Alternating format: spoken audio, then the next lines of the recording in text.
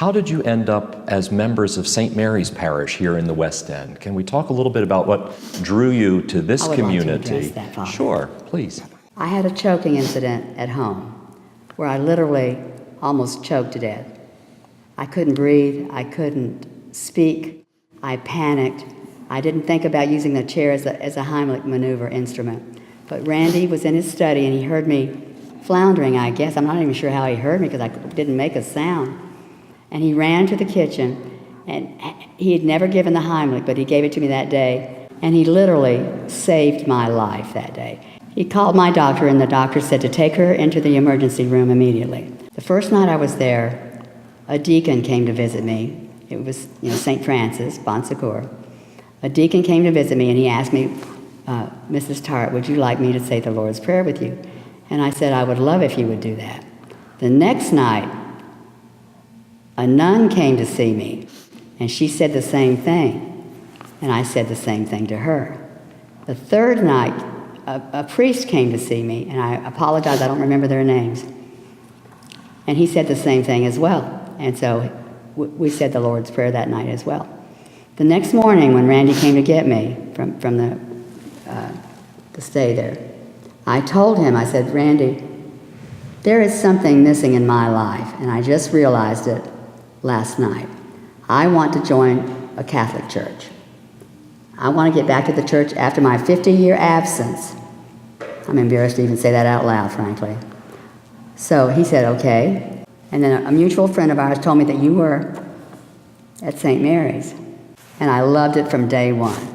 The friendliness of all the people that were in that church was absolutely amazing, how welcome they made us feel. Every week going to St. Mary's is the highlight of my week.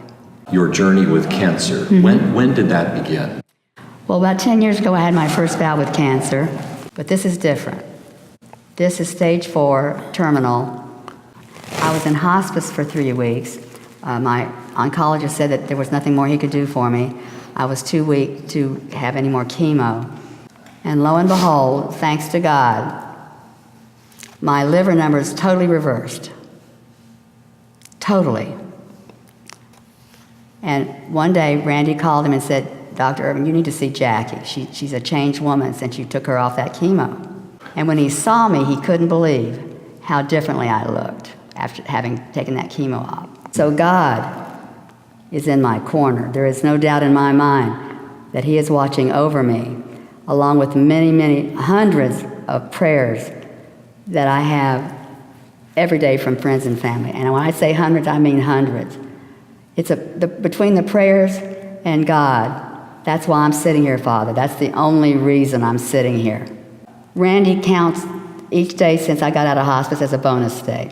So today, I wrote it down, 453 bonus days as of today. 453 since hospice. When I came out of hospice, Father, Dr. Irvin said, you are a walking miracle. And I said, Father, you don't have to tell me that. I know that. I know I'm a miracle. Prayer saved the day when she was on hospice. There's no question in her mind or mine or the mind of any of our friends and family. Thank you very much for sharing this journey with us and for sharing your faith with us. Just as St. Mary's has been a blessing to you, you're a blessing to us. So we thank God for you too. Thank you. Thank you for asking us. We were very honored to be asked. Yes. All right. Well, God bless you. Well, thank you so much. Amen.